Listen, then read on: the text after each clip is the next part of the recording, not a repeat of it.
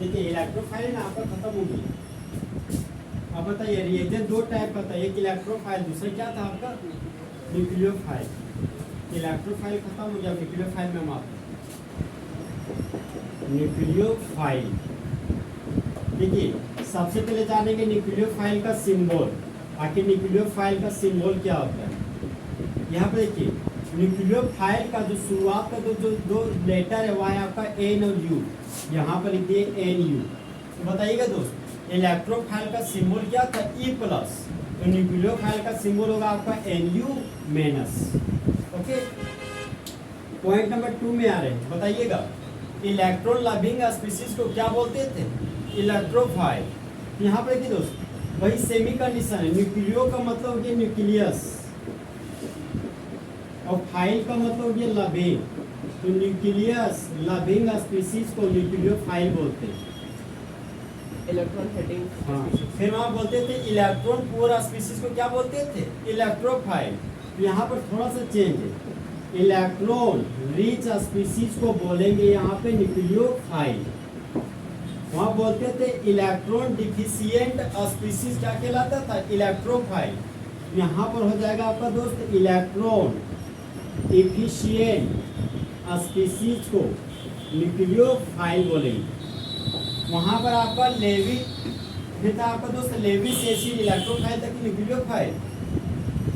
Lewis acid के लिए किसमें रखते थे इलेक्ट्रोफाइल में, तो वहाँ लेविस एसिड था। यहाँ पर ये हो जाएगा आपका लेविस बेस, जो लेविस बेस होगा वह कहलाएगा आपका न्यूक्लियोफाइल। फिर वहाँ था दोस्त आपका इलेक्ट्रॉन पेयर एक्सेप्टर इलेक्ट्रोफाइल। यहाँ पर हो जाएगा आपका इलेक्ट्रॉन पेयर डोनर इलेक्ट्रोफाइल कहलाएगा। ये जो पॉइंट है ना ये हर एक पॉइंट खास है आपके लिए, जो हम ऑब्जेक्टिव भेजे ना ये सारा पॉइंट वो ऑब्जेक्टिव बनेगा। तो बताइएगा दोस्त इलेक्ट्रोफाइल का सिंबल क्या था ई प्लस, तो न्यूक्लियोफाइल का सिंबल क्या होगा एन यू माइनस। इधर बोलिएगा इलेक्ट्रॉन लविंग स्पीशीज है क्या है इलेक्ट्रोफाइल, और इलेक्ट्रॉन पुअर स्पीशीज है electrophile, electron rich species nucleophile, Lewis acid electrophile, Lewis base nucleophile, electron pair donor nucleophile.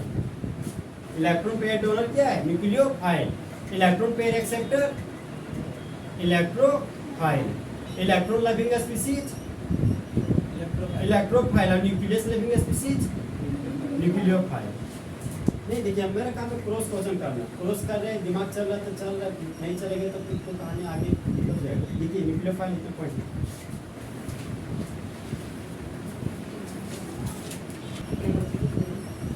Next point दीजिए, नेक्स्ट पॉइंट स्टार्ट लिखिए, स्टार्ट लिखिए हाउ टू देखिए how to identify nucleophile, how to identify nucleophile लिख लिए। देखिए अगर जो carry करता था पॉजिटिव चार्ज वह क्या कहलाता था आपका, जो पॉजिटिव चार्ज को कैरी करता था वह कहलाता था आपका इलेक्ट्रोफाइल, तो जो कैरी करेगा ना नेगेटिव चार्ज को वह कहलाएगा आपका न्यूक्लियोफाइल। अब यहाँ पर एक एग्जाम्पल पे हमारे बताइएगा हाइड्रोजन के मुंडी पर पॉजिटिव चार्ज आता था तो वह क्या कहलाता था इलेक्ट्रोफाइल। तो अगर हाइड्रोजन के मुंडी पर नेगेटिव चार्ज रहेगा ना तो वह कहलाएगा न्यूक्लियोफाइल। इसको क्या बोलते हैं इसको पढ़ेंगे हाइड्राइड आयन, इसको प्रोटॉन बोलते हैं, इसको इलेक्ट्रॉन नहीं इसको हाइड्राइड आयन पढ़ना है, ठीक है हाइड्राइड आयन इसको पढ़ना है। अब बताइएगा जिसके Cl के मुंडी पर पॉजिटिव चार्ज आता था तो वह कहलाता था इलेक्ट्रोफाइल, लेकिन जब Cl के मुंडी पर नेगेटिव चार्ज रहेगा ना तो कहलाएगा न्यूक्लियोफाइल। ओके Br के मुंडी पर पॉजिटिव चार्ज आता तो क्या कहलाता था इलेक्ट्रोफाइल। तो अगर Br के मुंडी पर नेगेटिव चार्ज रहेगा ना तो ये कहलाएगा आपका न्यूक्लियोफाइल। आयोडीन के मुंडी पर पॉजिटिव चार्ज तो इलेक्ट्रोफाइल, और अगर आयोडीन के मुंडी पर नेगेटिव चार्ज डेवलप होगा ना तो वह कहलाएगा न्यूक्लियोफाइल। देखिए इलेक्ट्रोफाइल में फ्लोरीन वाला केस नहीं लिखा है दोस्तों, फ्लोरीन है ना तो मोर इलेक्ट्रोनेगेटिव एटम है। फ्लोरीन एक ऐसा एटम है जो इलेक्ट्रोनेगेटिविटी सबसे ज्यादा पीरियोडिक टेबल में, ये तो हमेशा इलेक्ट्रॉन खींचेगा, समझे एक कभी भी गलती से भी इलेक्ट्रॉन को लूज नहीं करेगा। ये हमेशा इलेक्ट्रॉन को खींचता है, तो इलेक्ट्रॉन को खींचेगा तो मुंडी पर नेगेटिव चार्ज डेवलप होगा, तो अब जबरदस्ती मुंडी पर पॉजिटिव चार्ज डेवलप नहीं करा सकते। ओके, यहाँ पर अगर फ्लोरीन के मुंडी पर नेगेटिव चार्ज रहेगा तो ये आपका इलेक्ट्रोफाइल नहीं, क्या कहलाएगा, न्यूक्लियोफाइल। फ्लोरीन के मुंडी पर पॉजिटिव चार्ज कभी भी डेवलप नहीं होगा। अब देखिए वहाँ था NO2 प्लस, क्या कहलाता था, इलेक्ट्रोफाइल। यहाँ पर NO2 माइनस कहलाएगा आपका न्यूक्लियोफाइल। जैसे एग्जांपल की ओर बताए थे आपका HNO2 नाइट्रस एसिड। नाइट्रोजन का इलेक्ट्रोनेगेटिव वैल्यू ज़्यादा था हाइड्रोजन से, इलेक्ट्रॉन को खींच रहा है नाइट्रोजन, तो नाइट्रोजन के मुंडी पर नेगेटिव चार्ज और हाइड्रोजन के मुंडी पर पॉजिटिव चार्ज आता है। ओके, ये जो इसको पढ़ते हैं नाइट्राइट आयन। ये कौन सा आयन पढ़ते दोस्त, नाइट्राइट आयन। और अगर NO3 माइनस आता तो उसको क्या पढ़ते, नाइट्रेट आयन। और नाइट्रेट आयन नाइट्रिक एसिड से आया, और HNO3 H plus NO3 minus. अब देखिए नेक्स्ट एग्जांपल में हमारे नेक्स्ट एग्जांपल है आपका CH3 सिंगल बॉन्ड OH। बताइए इसको क्या पढ़ते हैं, मिथाइल एल्कोहल, चाहे मिथेनॉल पढ़ते हैं। बताइए ऑक्सीजन और हाइड्रोजन में इलेक्ट्रोनेगेटिव वैल्यू ज्यादा किसका है, ऑक्सीजन को, तो इलेक्ट्रॉन को पुल कौन करेगा, ऑक्सीजन। तो ऑक्सीजन के मुंडी पर नेगेटिव चार्ज और हाइड्रोजन के मुंडी पर पॉजिटिव चार्ज डेवलप किया, यहाँ से H प्लस आपका बाहर हो गया। अब इसका नाम देखिए क्या होगा, सो एक कार्बन के लिए रूट वर्ड मीथ। आप जानते हैं कि अगर ऑक्सीजन के मुंडी पर नेगेटिव चार्ज डेवलप होता है तो उसको बोलते हैं ऑक्साइड आयन। आज तक आप ऑक्साइड आयन इसको पढ़ते थे। अगर ऑक्सीजन के मुंडी पर एक नेगेटिव चार्ज आता है तो उसको भी ऑक्साइड आयन ही पढ़ा जाता है। एक कार्बन के लिए मीथ और इसको ऑक्साइड आयन, इसका नाम हो गया myth oxide ion. Okay, next example आपका दोस्त CH3 CH2OH। ये कौन सा एल्कोहल है, इथाइल एल्कोहल। तो ऑक्सीजन और हाइड्रोजन में इलेक्ट्रोनेगेटिव वैल्यू ज्यादा किसका है, ऑक्सीजन का। तो ऑक्सीजन इलेक्ट्रॉन को पुल किया तो ऑक्सीजन के मुंडी पर नेगेटिव चार्ज डेवलप हुआ, तो इसका नाम क्या हो जाएगा, अगर इसका नाम ईथ ऑक्साइड आयन है तो इसका नाम क्या हो जाएगा, इथाइल नहीं होगा, ईथ ऑक्साइड आयन। रूट वर्ड में हम कंपेयर कर रहे हैं, इसका नाम हो जाएगा ईथ ऑक्साइड आयन। और मान लीजिए दोस्त अगर आइसोप्रोपाइल एल्कोहल रहता तो आइसोप्रोप ऑक्साइड आयन, और टर्सरी ब्यूटाइल एल्कोहल रहता तो tertiary butoxide ion. Okay, तो फिर हम दो ही एग्जांपल तक रुक रहे हैं, वो सभी एग्जांपल कंसीडर किया जाता है। नेक्स्ट एग्जांपल आपका दो CH3। बताइए इस अल्काइल ग्रुप का नाम क्या है, मिथाइल ग्रुप। तो देखिए दोस्तों अगर कार्बन के मुंडी पर नेगेटिव चार्ज डेवलप होता तो उसको कार्बोकेटायन बोलते हैं कि कार्ब एनायन, कार्ब एनायन। इसका नाम हो जाएगा मिथाइल कार्ब एनायन। इस अल्काइल ग्रुप का नाम बोलिए, इथेन है कि इथाइल है, इथाइल। और कार्बन के मुंडी पर नेगेटिव चार्ज डेवलप हुआ तो इसका नाम क्या, इथाइल कार्ब एनायन। देखिए नेगेटिव चार्ज कैसे आ रहा है, आपको पता है कि मीथेन को लिख सकते हैं CH3H। कार्बन और हाइड्रोजन में इलेक्ट्रोनेगेटिव वैल्यू सबसे ज्यादा किसका होता है, कार्बन का। तो कार्बन हाइड्रोजन से इलेक्ट्रॉन को खींचा तो कार्बन के मुंडी पर नेगेटिव चार्ज और हाइड्रोजन के मुंडी पर पॉजिटिव चार्ज, ये देखिए। ओके, अब देखिए सर नेक्स्ट एग्जांपल आपका CH3 single bond CH CH3। बताइए ये कौन सा ग्रुप है, ये आइसोप्रोपाइल ग्रुप है, और कार्बन के मुंडी पर नेगेटिव चार्ज है तो इसको क्या बोलिएगा, आइसोप्रोपाइल कार्ब एनायन। इसी CH3 को पिछले एग्जांपल में यहाँ पे लिखे थे, ये भी वही है, isopropyl carb anion. Next example आपका सर CH3 कार्बन पर लगा हुआ आपका 3 CH3 और कार्बन के मुंडी पर नेगेटिव चार्ज है। तो बताइए दोस्त ये कौन सा अल्काइल ग्रुप है, टर्सरी ब्यूटाइल। और कार्बन के मुंडी पर नेगेटिव चार्ज आ गया तो इसका पूरा नाम क्या हो गया, टर्सरी ब्यूटाइल कार्ब एनायन। देखिए इस कार्बन पर फोकस कर रहे हैं, एक बॉन्ड, दो बॉन्ड, तीन बॉन्ड। तीन बॉन्ड में हाउ मेनी इलेक्ट्रॉन, 6। और एक नेगेटिव का मतलब 2 इलेक्ट्रॉन होता है दोस्तों, एक खुद का एक दूसरे का इलेक्ट्रॉन। तो 3 बॉन्ड में 6 इलेक्ट्रॉन और 2 इलेक्ट्रॉन, कितना हो गया, 8 इलेक्ट्रॉन। इसका ऑक्टेट कंप्लीट है। देखिए तो जिसके पास 8 इलेक्ट्रॉन हो या 8 इलेक्ट्रॉन से ज्यादा हो उसको इलेक्ट्रॉन एफिशिएंट मॉलिक्यूल बोलते हैं। और इलेक्ट्रॉन एफिशिएंट मॉलिक्यूल को इलेक्ट्रॉन रिच स्पीशीज बोलते हैं। उसी को बोलते हैं लेविस बेस, इसी को बोलते हैं इलेक्ट्रॉन पेयर डोनर। ठीक है ना, जिसके पास लोन पेयर होता है तो वह हमेशा इलेक्ट्रॉन को डोनेट करता है। कार्बन के पास लोन पेयर है नेगेटिव चार्ज के रूप में, ये इलेक्ट्रॉन को डोनेट करेगा, इसलिए इलेक्ट्रॉन पेयर डोनर कहलाएगा। इस कार्बन का हाइब्रिडाइजेशन स्टेट बता सकते हैं क्या? इस देखिए क्वेश्चन किससे पूछेगा, कार्ब एनायन का हाइब्रिडाइजेशन स्टेट है, इसका क्या होगा? sp2 sp3 के sp sp2, किनको लग रहा है कि sp2 ही है और किनको लग रहा है sp3 है? आपको लग रहा है? हम अभी भी बताए थे दोस्त कि हाइब्रिडाइजेशन में सिग्मा बॉन्ड और लोन पेयर को जोड़ते हैं। यहाँ पर 3 सिग्मा बॉन्ड और एक नेगेटिव का मतलब 2 इलेक्ट्रॉन, वो लोनी पेयर हो गया ना, तो 3 सिग्मा और एक लोन पेयर, टोटल 4 पेयर हो गया, तो हाइब्रिडाइजेशन स्टेट sp3 होगा। समझे? इसका बताइए तो इस कार्बन का हाइब्रिडाइजेशन स्टेट sp3 होगा। 1 2 3 और एक लोन पेयर sp3, और इसका sp3 इसका भी होगा 3 और एक लोन पेयर 4, इसका भी sp3 होगा। और इस ऑक्सीजन का यहाँ पर देखिए, हम लोग जानते हैं कि ऑक्सीजन आपको ग्रुप 16 का एलिमेंट है, और ग्रुप 16 एलिमेंट जितने भी रहते हैं उसके पास हमेशा 2 लोन पेयर पाया जाता है। तो ऑक्सीजन के पास ऑलरेडी पहले से 2 लोन पेयर होता है। ओके, और एक नेगेटिव का मतलब 2 इलेक्ट्रॉन हो गया, एक और लोन पेयर इसके पास आ गया, 2 4 6 और एक 7 इलेक्ट्रॉन हो गया। लोन पेयर 3 और एक bond pair, total pair 4 pair, इसका भी हाइब्रिडाइजेशन स्टेट हो गया आपका sp3। ओके, और इस मिथॉक्साइड आयन, इस ऑक्साइड आयन का भी क्या होगा? हाइब्रिडाइजेशन स्टेट sp3 होगा। तो कंफ्यूजन देखिए,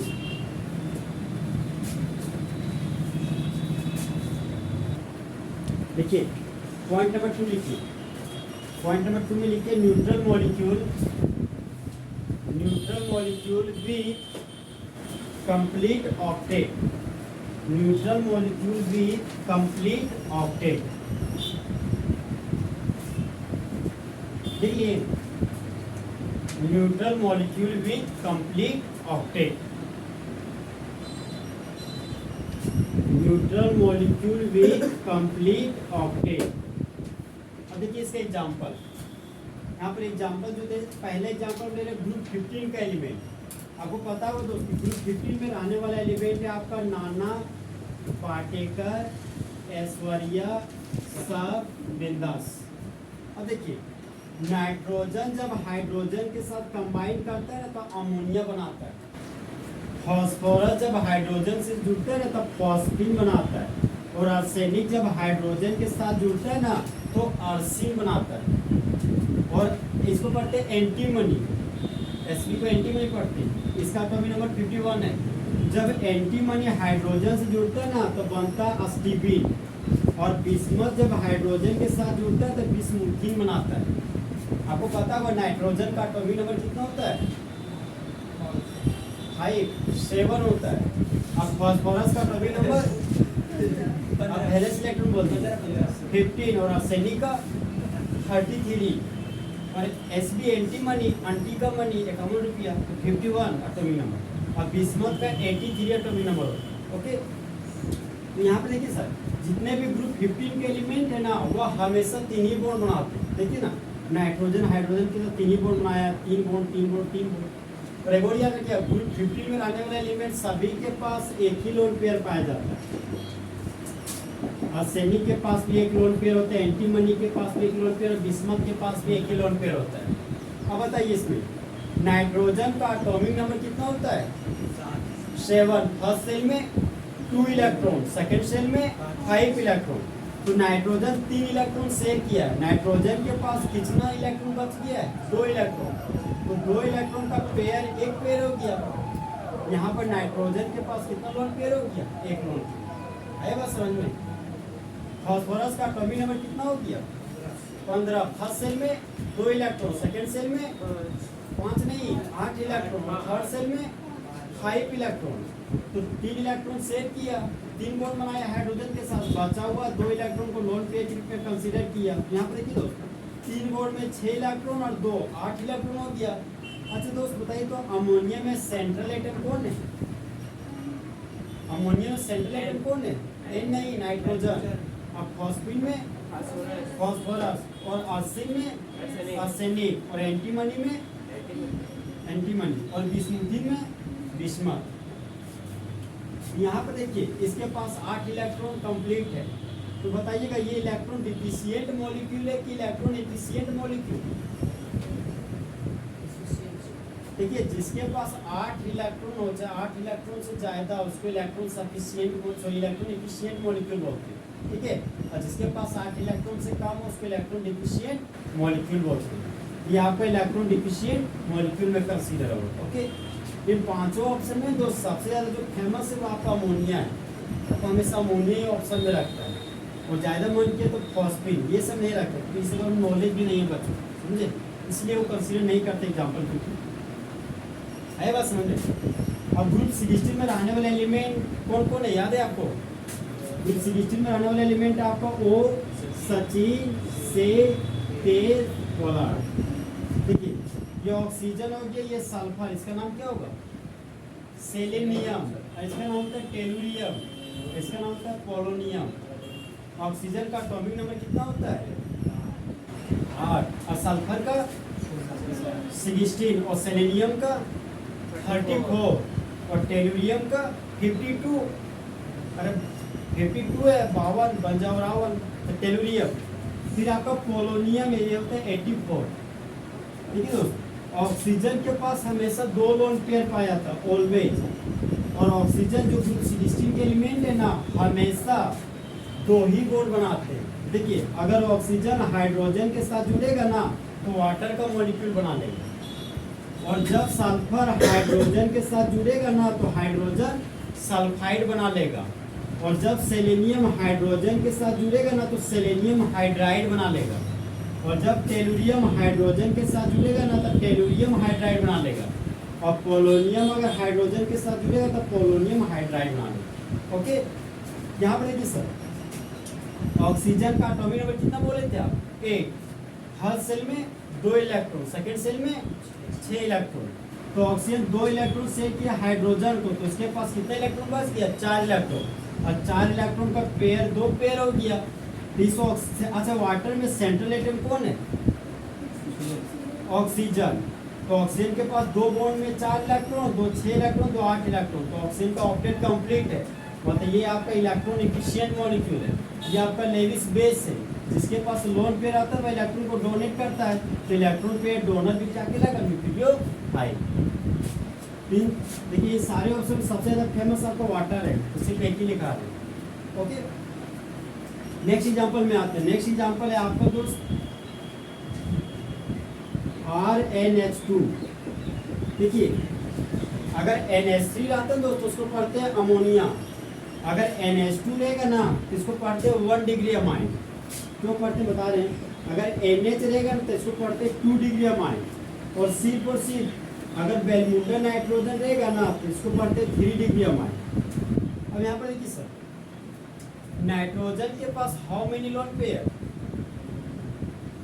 अरे नाइट्रोजन ग्रुप 15 का एलिमेंट है तो ऑलवेज 1 लोन पेयर, तो नाइट्रोजन के पास हमेशा 1 लोन पेयर होता है। यहाँ पर 1 लोन पेयर दिखा दीजिए, देखिए ना, बोले वैलेंस में 5 इलेक्ट्रॉन, 1 2 3 और 2 5 इलेक्ट्रॉन। यहाँ पर देखिए 1 2 3 और 2 5 इलेक्ट्रॉन, 1 और 2 3 और 2 5 इलेक्ट्रॉन। अब देखिए यहाँ पे इस खाली बॉन्ड में लगा दिए अल्काइल ग्रुप, इन दोनों खाली बॉन्ड में लगा दिया अल्काइल ग्रुप, और इन तीनों खाली बॉन्ड में लगा दिया अल्काइल ग्रुप। इसका कॉमन देखिए अगर अल्काइल ग्रुप में लग जाता था हेलोजन तो क्या बोलते थे? अल्काइल हैलाइड, और अल्काइल में अमाइन लग गया तो इसका नाम क्या हो जाएगा? Alkyl amine. इसका नाम जाएगा डाई अल्काइल अमाइन, और इसका नाम जाएगा आपका ट्राई अल्काइल अमाइन। देखिए ना ये अमाइन एक अल्काइल ग्रुप से जुड़ा हुआ है इसलिए इसको 1 डिग्री अमाइन बोलते हैं। ये अमाइन 2 अल्काइल ग्रुप से जुड़ा हुआ है इसको बोलते हैं 2 डिग्री अमाइन, और ये अमाइन 3 अल्काइल ग्रुप जुड़ा हुआ है इसलिए इसको बोलते हैं 3 डिग्री अमाइन। इस नाइट्रोजन का हाइब्रिडेशन बताइए, इसका sp होगा, sp2 होगा कि sp3 होगा? sp3।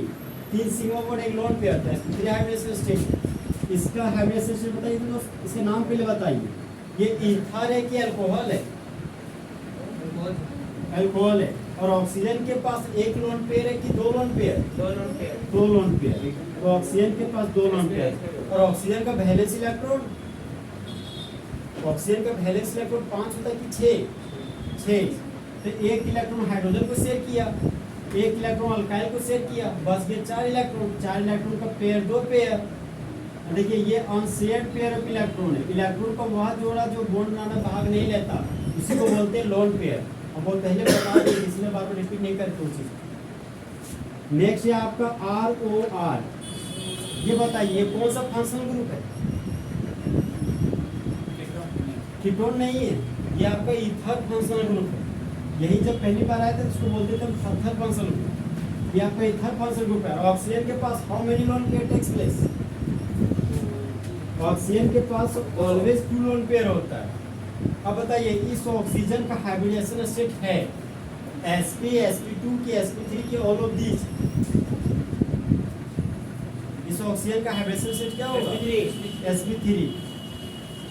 फिर हो गया आपका अल्कोहल, हो गया ईथर, हो गया अमोनिया, फॉस्फीन, वाटर। देखिए यहाँ कितना लिखिए। हाँ सर, एक सेकंड, एक और दिमाग में आया। एक है आपका अल्कीन और एक आपका अल्काइन है। देखिए हम बोल रहे हैं अल्कीन। अल्कीन में सिर्फ इथिन नहीं, प्रोपिल भी हो सकता है, ब्यूटीन भी हो सकता है। और अल्काइन में सिर्फ आपका इथाइन नहीं हो सकता है, प्रोपाइन भी हो सकता है, ब्यूटाइन भी हो सकता है। यहाँ पर ध्यान देने की बात क्या, देखिए यहाँ पे कि जिसके पास पाई बॉन्ड होगा, जिसके पास नेगेटिव चार्ज होगा और जिसके पास लोन पेयर होगा, वही वो तीनों है ना, तो ऑलवेज न्यूक्लियोफाइल कहलाएगा। और न्यूक्लियोफाइल के केस में हमेशा लोन पेयर को डोनेट किया जाएगा। ठीक है, यहाँ पे एक सिग्मा बॉन्ड, एक पाई बॉन्ड है। इस कार्बन के पास बताइएगा, इस कार्बन का ऑक्टेट कंप्लीट है कि इनकम्प्लीट? इस कार्बन के पास ऑक्टेट कंप्लीट है। और इस कार्बन का हाइब्रिडाइजेशन स्टेट sp2 के sp3, sp3 बोल रहे हैं। एक सिग्मा बॉन्ड, एक पाई बॉन्ड, तो एक सिग्मा, दो सिग्मा, 3 सिग्मा। तो 3 सिग्मा थे तो इसका हाइब्रिडाइजेशन से sp2 ना होगा यार। तो कैसे सोचता है, हवा में सोचता है क्या? इस कार्बन का हाइब्रिडाइजेशन स्टेट बताइए। sp2 3, एक सिग्मा, दो पाई है, तो एक सिग्मा, दो सिग्मा हो गया ना, तो इसका हाइब्रिडेशन स्टेट sp होगा। समझे? लेकिन उतना कंफ्यूज होते थे, और शॉर्टकट तरीका में सिखा देते हैं।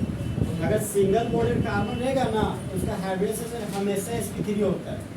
और अगर डबल बॉन्डेड कार्बन रहेगा ना, तो उसका हाइब्रिडेशन स्टेट हमेशा sp2 होता है। और ट्रिपल बॉन्डेड कार्बन का sp होता है। यहाँ पे देखिए, डबल बॉन्डेड कार्बन है तो sp2, double bonded carbon sp2, triple bonded carbon sp3, sorry sp, triple bonded carbon तो sp। अगर कॉन्सेप्ट से नहीं समझ में आता तो ये तरीका याद रखिए, इससे क्वेश्चन मत जाएगा। देखिए ये खत्म हो गया आपका, इतने एग्जाम्पल आपको पढ़ना है। एग्जाम्पल लिखिए।